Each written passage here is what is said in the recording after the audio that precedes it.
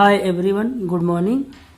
मैं अनुज कुमार क्लास 10 का मैथ का त्रिकोणमिति मैथ का एक भाग त्रिकोणमिति है जो मैथ के 20 से 30% भाग को कवर करता है और हाई स्कूल की बोर्ड परीक्षा में बोर्ड मार्क्स 10 से 12 नंबर का आता है।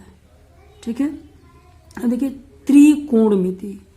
त्रिकोणमिति का मतलब ये हुआ 3 कोण। कितने कोण? 3 कोण। तो इस चैप्टर में हम ज़्यादातर 3 कोण से संबंधित सवाल को हल करते हैं। ठीक है, और 3 कोण आपको मिलता है त्रिभुज में। किसमें? त्रिभुज में।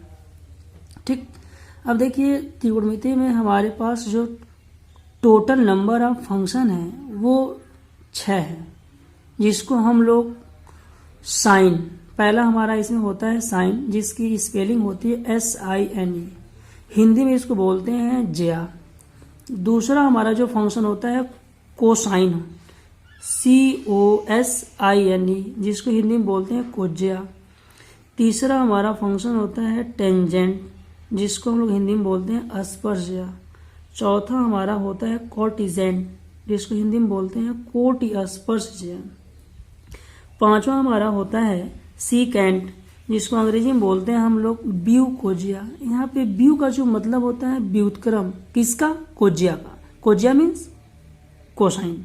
ठीक है, जो सीकेंट होता है वो कोसाइन का व्युत्क्रम होता है, जो सेकेंट होता है वो कोसाइन का व्युत्क्रम होता है।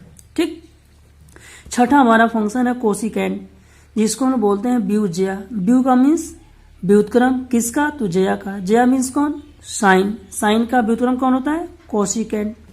ठीक, अब इन 6 फंक्शन का या 6 फलन का जो संक्षिप्त रूप हम लोग देखते हैं वो क्या होता है? साइन SINE का शॉर्ट फॉर्म SIN, कोसाइन का कॉस, टेंजेंट का टेन, कोटजेंट का कॉट, सीकेंट का सेक, कोसिकेंट का कोसेक। ठीक, इन 6 फंक्शन का जो संक्षिप्त रूप है हमारा sign, cos, tan, cot, sec, cosec. ठीक है, इन्हीं पे आधारित हमारे सवाल बनेंगे। हमको किसी का भी मान निकालना होगा तो इन 6 फंक्शन में से ही बन के कोई न कोई आएगा। या तो साइन आए, या तो टेन आए, या तो कॉट आए, या तो सेक आए, या तो कोसेक आए। और आपके सवाल में इनकी जो स्पेलिंग है वो ऐसे दिख के आएगी, SIN साइन का, cos, tan, cot, sec, cosec, लेकिन रियल में ये होता है साइन का।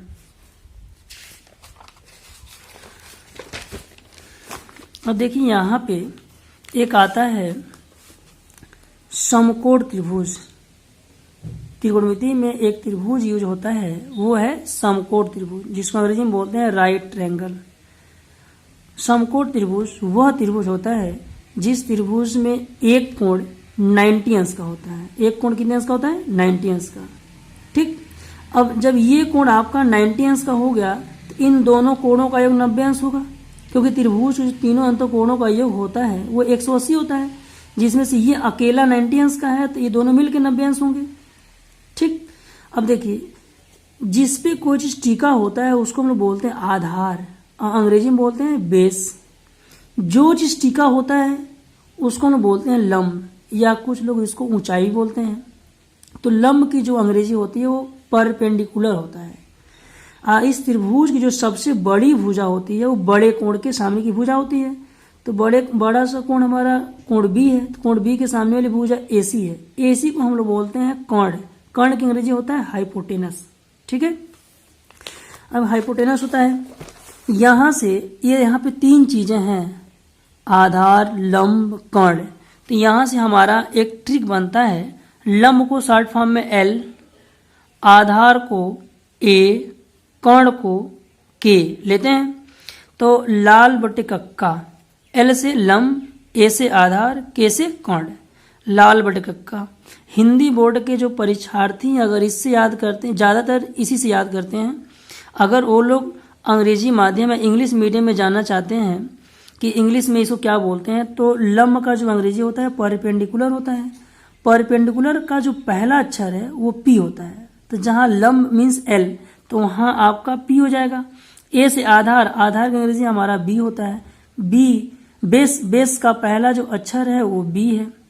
ऐसे लंब, लंब का परपेंडिकुलर तो पहला अक्षर पी, तो P B P H H B, इसको हम लोग जनरली ऐसे भी याद कर सकते हैं ट्रिक से, पान बीड़ी पान हाय हाय भगवान, या पंडित बदरी प्रसाद हर हर बोल।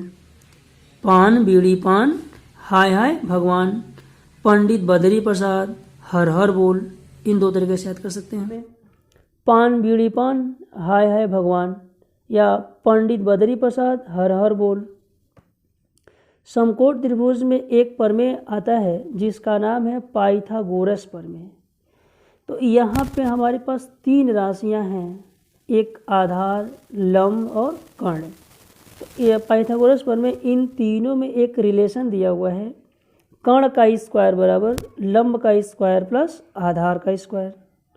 ठीक, तो यहाँ तीन लोग हैं, इन तीन में से किन्हीं दो का मान दिया जाएगा, एक आपको निकालना होगा। तो इस सूत्र से आप निकाल सकते हैं।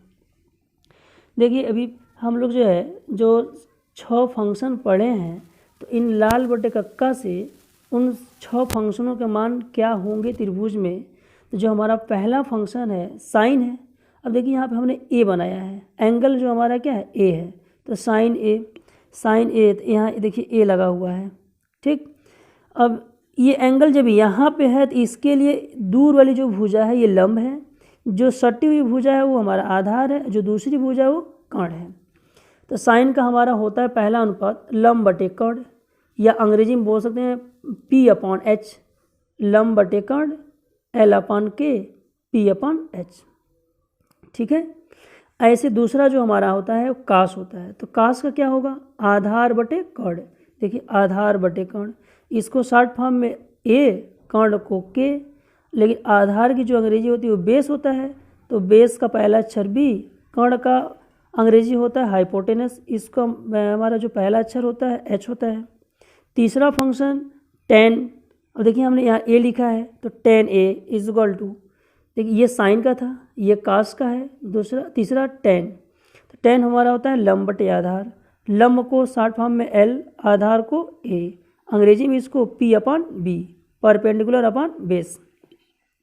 चौथा हमारा फंक्शन होगा कॉट ए, जिसको हम लोग बोलते हैं आधार बटा लंब। अब इसी का जस्ट अपोजिट होगा, देखिए आधार बटे लंब। ठीक, तो आधार को हम लोग बोलते हैं ए और लंब को एल। आधार की अंग्रेजी होता है बेस, बेस का पहला अक्षर क्या होता है बी, लंब का हिंदी में एल और अंग्रेजी में होता है परपेंडिकुलर, तो परपेंडिकुलर का पहला स्पेलिंग पी। सेक ए, यहाँ भी एंगल ए ही है, सेक का होगा आपका यहाँ से कर्ण बटे आधार। देखिए कर्ण बटे आधार, कर्ण को के, आधार को ए, अंग्रेजी में ये बोल देंगे। कोसेक का कर्ण बटे लंब, तो कर्ण को हिंदी में के और लंब को एल, अंग्रेजी में एच और पी। ठीक है, अब देखिए अगर हमको किसी त्रिभुज में ये कोई दो भुजाएं पता हो तो तीसरी भुजा निकाल लेंगे, और हम ट्रिग्नोमेट्री के सभी अनुपात निकाल सकते हैं। सभी अनुपात means sine, cos, tan, cot, sec, cosec. आइए और आगे चलते हैं। अगर आप ध्यान से देखें तो इसमें साइन का हमारा होता है लंब बटे कर्ण। ठीक, और कोसेक का होता है हमारा कर्ण बटे लंब। तो इनमें साइन का लंब बटे कर्ण, कोसेक का कर्ण बटे लंब। तो देखिए एकदम ये दोनों एक दूसरे के जस्ट अपोजिट हैं, जस्ट अपोजिट मतलब उल्टा है, या इसको बोल सकते हैं व्युत्क्रम। क्या बोल सकते हैं, व्युत्क्रम। देखिए यहाँ पे एक नया हेडिंग बनेगा, यहाँ पे व्युत्क्रम संबंध, जिसको अंग्रेजी में बोलते हैं रेसिप्रोकल रिलेशन। ठीक, तो कोसेक का जो व्युत्क्रम होता है वो 1/sin होता है, कोसेक का व्युत्क्रम 1/sin। अब देखिए जो एंगल यहाँ पे होता है वही एंगल यहाँ पे होगा। ठीक, अब ये बटे के रूप में है, अगर उधर हम भेजते हैं तो ये इंटू के रूप में हो जाएगा, तो cosec into sine is equal to 1। अगर दोनों व्युत्क्रमों का आपस में गुणा करें तो उनका गुणनफल कितना होगा, 1 होगा। फिर सेक का व्युत्क्रम कॉस या कॉस का व्युत्क्रम सेक, फिर इन दोनों का गुणा करेंगे तो कितना आएगा, 1। काट का व्युत्क्रम होता है 10, या 10 का व्युत्क्रम क्या होता है, कॉट, दोनों का इंटू करेंगे कितना आएगा, 1। अब दूसरी चीज़ कि हम लोग जो है कुछ बेसिक एंगल के बारे में जानना होगा कि कोटिपूरक कोण क्या होता है। इसको अंग्रेजी में बोलते हैं कॉम्प्लीमेंट्री एंगल। तो जब दो कोणों का योग 90 अंश होता है तो उसे कोटिपूरक कोण कहते हैं या वो होते हैं। जब दो कोणों का योग 90 अंश होता है तो उसे कोटिपूरक कोण कहते हैं। फिर दूसरा आता है समपूरक कोण। इसको अंग्रेजी में बोलते हैं सप्लीमेंट्री एंगल। जब दो कोणों का योग 180 अंश होता है तो उसे हम समपूरक कोण कहते हैं। अब देखिए एक चीज़ और कि अक्सर स्टूडेंट के माइंड में चलता रहता है कि त्रिभुज के तीनों अंतःकोणों का योग 180 अंश होता है, चतुर्भुज के चारों अंतःकोणों का योग 360 होता है। बस ये दो चीज़ें उन लोगों को पता रहता है। अगर बाय द वे आपके माइंड में चलता हो कि पंचभुज के सभी कोणों का योग कितना होता है, अष्टभुज के सभी कोणों का योग कितना होता है, तो याद करना थोड़ा टफ हो जाता है कि सबका अलग अलग कितना कितना होता है। उसके लिए एक फार्मूला है, किसी भी आकृति के सभी अंतःकोणों का योग ज्ञात करने का सूत्र 2n-4 इंटू 90 अंश होता है। 2n-4 into 90। तो जो यहाँ n है वो भुजाओं की संख्या है। क्या है? भुजाओं की संख्या। तो अगर जैसे मान लीजिए हमने पहले त्रिभुज ले लें, क्या ले लें? त्रिभुज। तो त्रिभुज में कुल कितनी भुजा होती हैं? 3। 1 2 3। देखिए भुजाओं की संख्या 3 हो गया। भुजाओं की संख्या को n से प्रदर्शित करते हैं, n बराबर 3। हमारा फार्मूला क्या है कुल कोण ज्ञात करने का? 2n-4 into 90। तो n का मान कितना दिया हुआ है? 3। तो 2 गुणे 3 -4 गुणे 90 अंश, 2 3 6, 6 में से 4 गया 2। अगर 2 का गुणा 90 अंश में करेंगे तो हमारा आएगा 180 अंश। ऐसे हम किसी भी आकृति का निकाल सकते हैं, वो चाहे वो चतुर्भुज हो, पंचभुज हो, अष्टभुज हो, खष्टभुज हो। ठीक है, तो आप इस फार्मूले से किसी भी आकृति के सभी अंतःकोणों का योग ज्ञात कर सकते हैं। अब देखिए जो ट्रिग्नोमेट्री में हम लोग 6 फंक्शन पढ़े हैं, उन फंक्शन ट्रिग्नोमेट्री की जो है सौर समीकरण होती है। जैसे इसके पहले हम लोग पिछले क्लास में बीजगणित के सौर समीकरण पढ़े थे। बीजगणित के यहाँ पे देखिए a प्लस बी का होल स्क्वायर जो हमारा होता है a square plus b square plus 2ab। देखिए बहुत यहाँ पे एक माइनर चीज़ ये है कि अब इसको हम लोग याद किए हुए हैं, a प्लस बी का whole square, a square plus b square plus 2ab। ध्यान से देखिएगा इसका जो पावर है वो कितना है? 2 है। तो जितना पावर होता है उससे एक अधिक पद इसमें होते हैं। देखिए 1 2 3 पद, यहाँ पावर कितना है? 2, तो 2 1 3 पद हो गया। a माइनस बी का होल स्क्वायर, यहाँ पावर कितना है? 2, कुल पद संख्या कितने होंगी? 3 होगा। तो a square plus b square minus 2ab। देखिए यहाँ भी 3 पद हैं, 1 2 3। फिर ऐसे ही a प्लस बी का होल क्यूब, तो यहाँ पावर कितना दिया हुआ है? 3, तो कुल कितने पद होंगे? 4 होंगे। तो a cube plus b cube plus 3ab bracket में a प्लस बी। अगर इसका इसमें हम गुणा करें तो हमको 3a square b plus 3ab square means यहाँ से 2 टर्म मिलेंगे या 2 पद मिलेंगे। 2 ये वाले पद और 2 ए वाले पद, कितने पद हो गए? 4। ऐसे a माइनस बी का होल क्यूब, यहाँ पे पावर दिया हुआ है 3, तो कुल कितने पद होंगे? 4। यहाँ से पा जाएंगे। अब एक और फार्मूला है a cube plus b cube. तो पहले क्वेश्चन में a प्लस बी, अगर यहाँ प्लस दिया हो तो यहाँ प्लस होगा। फिर ये दोनों स्क्वायर कभी निगेटिव नहीं होते हैं, तो a square plus b square minus a b. A cube minus b cube, अगर यहाँ माइनस दिया तो यहाँ माइनस, स्क्वायर तो यहाँ प्लस होगा ही, अगर यहाँ माइनस तो यहाँ प्लस।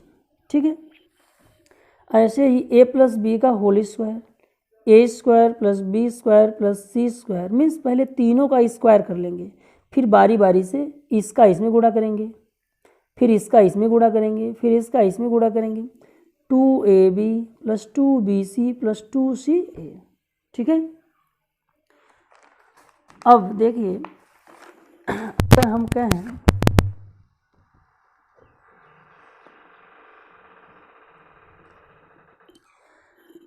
त्रिकोणमिति में एक आता है चतुर्थांश। ठीक है। तो अगर कोई प्लेन है, उस प्लेन पे हम एक लाइन खींच दें तो उस प्लेन को दो भागों में बांट देंगे। अगर एक लाइन और खींच दें तो वो हमारा प्लेन कितने भागों में बढ़ जाएगा, 4 भागों में। इसीलिए इसको बोला जाता है चतुर्थांश, अंग्रेजी में बोलते हैं क्वाड्रेंस। क्या बोलते हैं, क्वाड्रेंस। दूसरी चीज़, किसी लाइन के ऊपर अगर लाइन खींचते हैं तो उन दोनों लाइनों के बीच का एंगल कितना होगा, 0।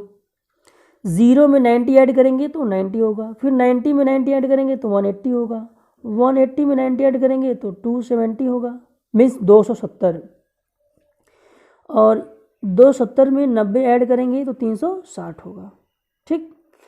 अब देखिए इसको याद करने का तरीका कि 0 से 90 के बीच में कौन सा त्रिकोणमितीय अनुपात धनात्मक होगा, कौन सा ऋणात्मक होगा। 90 से 180 के बीच में कौन सा त्रिकोणमितीय अनुपात धनात्मक होगा और कौन सा ऋणात्मक होगा। ऐसे तीसरे के लिए, ऐसे चौथे के लिए। तो हमारे पास एक छोटा सा ट्रिक है, ASTC। इसको हम लोग याद कर सकते हैं। देखिए ASTC, all student to cinema. सभी स्टूडेंट कहाँ चले गए, सिनेमा देखने चले गए। ए से all, S student, to cinema. ASTC एक और कर सकते हैं, add sugar tea and coffee. Add sugar tea and coffee. तो देखिए ये तो जनरल केवल ASTC को याद करने का तरीका है, लेकिन इसको त्रिकोणमितीय अनुपात में कैसे लेंगे। ए से होता है ऑल, ऑल मीन्स सभी। सभी यहाँ पे पॉजिटिव होते हैं। क्या होते हैं, पॉजिटिव। पॉजिटिव का मतलब धनात्मक। तो हमारे पास कुल जो त्रिकोणमितीय अनुपात हैं वो 6 हैं या 6 हैं, जैसे sign, cos, tan, cot, sec, cosec. फिर दूसरे कोऑर्डिनेट में अगर आते हैं हम लोग, तो दूसरा जो कोऑर्डिनेट हमारा 90 अंश से 180 अंश के बीच का है, जिसमें हमारा जो ए के बाद आता है एस। एस का मतलब हम लोग लेते हैं साइन, और साइन का व्युत्क्रम क्या होता है, कोसेक। ये दोनों लोग यहाँ पे कैसे होते हैं, positive. Other negative, other means कितने, 4। वो 4 कैसे होते हैं, नेगेटिव। फिर तीसरे क्वाड्रेंट में अगर हम आते हैं तो टी से होता है टेन, टेन का उल्टा कॉट। टी से टेन, टेन का उल्टा कॉट। ये दोनों यहाँ पे पॉजिटिव होते हैं, अदर निगेटिव मीन्स दोनों धनात्मक होते हैं, और अन्य सब कैसे होते हैं, ऋणात्मक। अन्य मीन्स कितने, 4। फिर चौथे क्वाड्रेंट में अगर हम आते हैं तो सी से होता है कॉस, कॉस का उल्टा या कॉस का व्युत्क्रम सेक। ये दोनों कैसे होते हैं, positive, other negative. Other means जैसे साइन हुआ, टेन हुआ, कॉट हुआ, कोसेक हुआ, वो अदर में आएंगे यहाँ पे। ठीक। दूसरी चीज़, ये यहाँ से जितने फार्मूले बनते हैं उन फार्मूलों को याद न करके हम लोग ट्रिकी मेथड से कैसे जानेंगे। अगर कभी आपको 90 अंश और 270 अंश दिख जाए तो ये परिवर्तन इसमें होता है। 90 और 270 दिख जाए तो परिवर्तन होता है, मीन्स साइन का कॉस होगा, कॉस का साइन होगा। इसमें जो होगा उसका अगला ही हो जाएगा। अगर ये है तो ये हो जाएगा, टेन है तो क्या हो जाएगा, कॉट हो जाएगा, सेक है तो कोसेक हो जाएगा, कोसेक है तो सेक हो जाएगा। लेकिन ये स्ट्रेट लाइन इस पे चेंज नहीं होता है, परिवर्तन नहीं होता है। मीन्स 180 और 360 पे कोई परिवर्तन नहीं होता है। देखिए यहाँ लिखे हुए हैं, त्रिकोणमितीय फलन 90 अंश और 270 अंश पर परिवर्तित होता है। त्रिकोणमितीय फलन 180 अंश और 360 अंश पर परिवर्तित नहीं होता है। देखिए साइन का साइन रहेगा, कॉस का कॉस रहेगा, टेन का टेन, कॉट का कॉट रहेगा। इससे क्या होगा, मान निकालने में हम लोग को ईजी रहेगा। तो अब मान निकालना, जैसे मान लीजिए हमको निकालना हो टेन 120 अंश का, तो 120 का मान निकालने के लिए हमको कुछ बेसिक मान याद होने चाहिए, जैसे 0 अंश। देखिए त्रिकोणमिति में जो हम मान निकालना चाहते हैं, जैसे साइन 120 अंश का,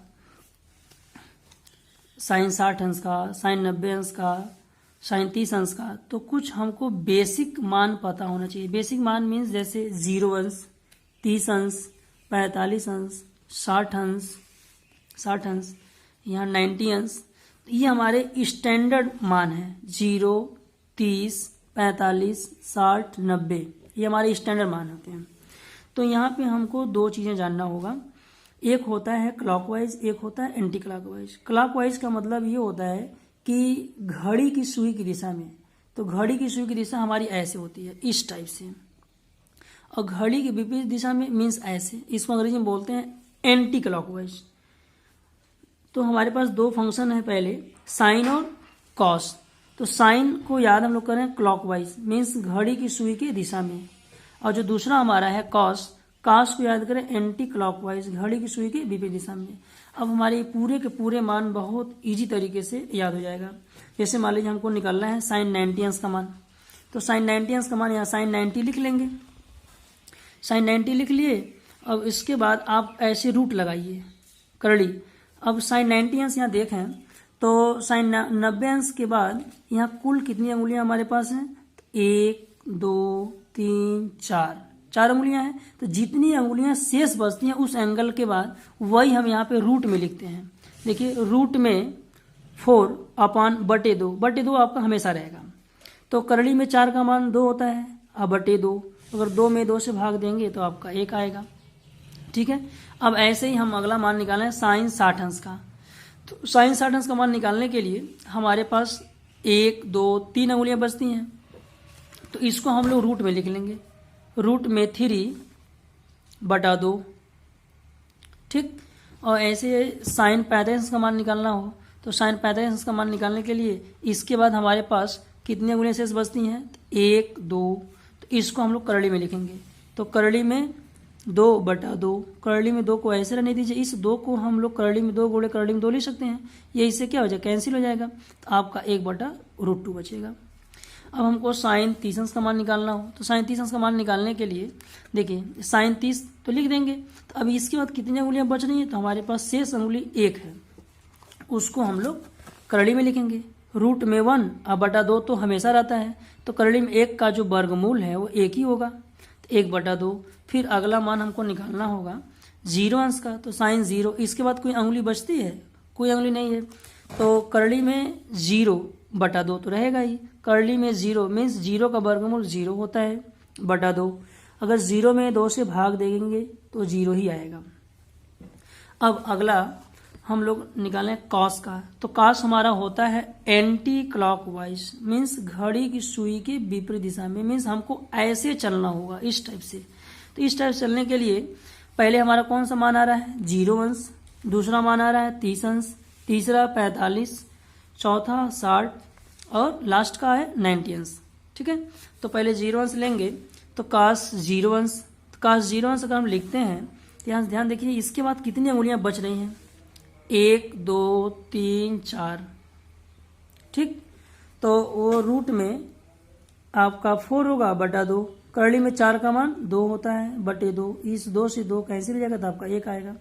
ऐसे ही cos 30 अंश का मान निकालना होगा, तो cos 30 जब लिखेंगे तो उसके बाद 3 अंगुलियां शेष बच रही हैं, तो वो करड़ी में 3 हो जाएगा, /2 तो रहेगा ही। ऐसे cos 45 अंश, तो cos 45 अंश के बाद हमारे पास 2 अंगुली बच रही है, तो करड़ी में 2/2, तो इसको सॉल्व करेंगे तो ये हमारा आएगा। ऐसे cos 60 अंश का मान निकालना हो तो cos 60 अंश के बाद केवल 1 बचता है वैल्यू, वो 90 अंश वाला, तो उसको √1 में /2, तो करड़ी में 1 का मान 1 होता है, मीन्स 1 का वर्गमूल 1 होता है, 1/2 हो जाएगा। ऐसे cos 90 अंश का, तो 90 अंश के बाद हमारे पास कोई शेष अंगुली नहीं बचती है, तो 0 हो जाएगा, करड़ी में 0/2, तो करड़ी में 0 का मान 0/2, 0 में 2 से भाग देंगे तो 0 ही आएगा। अब ये साइन cos tan cos, हमको साइन का मान और cos का मान अगर हम निकाल लें तो हम त्रिकोणमिति के सभी मान निकाल सकते हैं। क्यों? क्योंकि साइन का जो व्युत्क्रम होता है वो कोशक होता है और cos का जो व्युत्क्रम होता है सेक होता है, तो साइन से सब कोशक निकल जाएंगे, cos से सब सेक निकल जाएंगे। उसके बाद टेन और काट का मान निकालने के लिए हमारे पास एक फार्मूला है साइन बटा कॉस। देखिए जो एंगल यहाँ पे है वही एंगल यहाँ पे है, ध्यान दीजिएगा इस चीज को। तो टेन थीटा बराबर साइन थीटा बटे कॉस थीटा, और टेन का ही जस्ट उल्टा होता है हमारा कॉट, तो काट का हो जाएगा कॉस बटा साइन। ठीक, एग्जाम्पल ग्रुप में देखना चाहें तो हम लोग देख सकते हैं। जैसे हमको निकालना है टेन 60 अंश का मान, तो टेन 60 अंश का मान निकालने के लिए हमको तो मान याद है नहीं, तो टेन 60 को हम लोग इस सूत्र से साइन 60 बटे कॉस 60, क्योंकि एंगल सबका सेम होना चाहिए, तो जो एंगल यहाँ पे वो एंगल यहाँ पे होना चाहिए, जो एंगल यहाँ पे वो एंगल यहाँ होना चाहिए। तो साइन 60 अंश की वैल्यू अगर हम यहाँ से देखें तो अभी हम लोग निकाले हैं करड़ी में 3/2, वो वैल्यू यहाँ पुटअप कर दीजिए, करड़ी में 3/2। ऐसे cos 60 अंश की वैल्यू, तो cos 60 अंश की वैल्यू हमारे पास 1/2 है, तो वो वैल्यू पुटअप कर दीजिए। तो इस ऊपर वाले भाग का सेकेंड टर्म इस नीचे वाले भाग का सेकेंड टर्म बटे 2, इस बटे 2 कैंसिल हो जाएगा, तो करड़ी में 3/1 मीन्स आपका करड़ी में 3 आएगा, जो एग्जैक्ट टेन 60 अंश की वैल्यू करड़ी में 3 होती है। ठीक है, तो हमको sine cos tan cot sec cosec इस बहुत आसान मेथड से बस इसको देख के हम लोग निकाल सकते हैं। ध्यान देना यही होगा कि कौन क्लॉकवाइज होता है और कौन एंटी क्लॉकवाइज होता है। तो साइन हमारा होता है क्लॉकवाइज, मीन्स घड़ी की सुई जैसे चलती है वो हमारा क्लॉकवाइज हो जाता है, और घड़ी के जस्ट उल्टा जो चलता है उसको बोलते हैं एंटी क्लॉकवाइज, वो हमारा होता है कॉस। ठीक है, तो बस साइन क्लॉकवाइज और कॉस एंटी क्लॉकवाइज, इसी से हम बहुत आसानी से अपना मान निकाल सकते हैं। वैसे इसको हम त्रिभुज से भी निकाल सकते हैं, लेकिन वो वाला जो प्रोसेस है वो थोड़ा सा इससे जटिल है।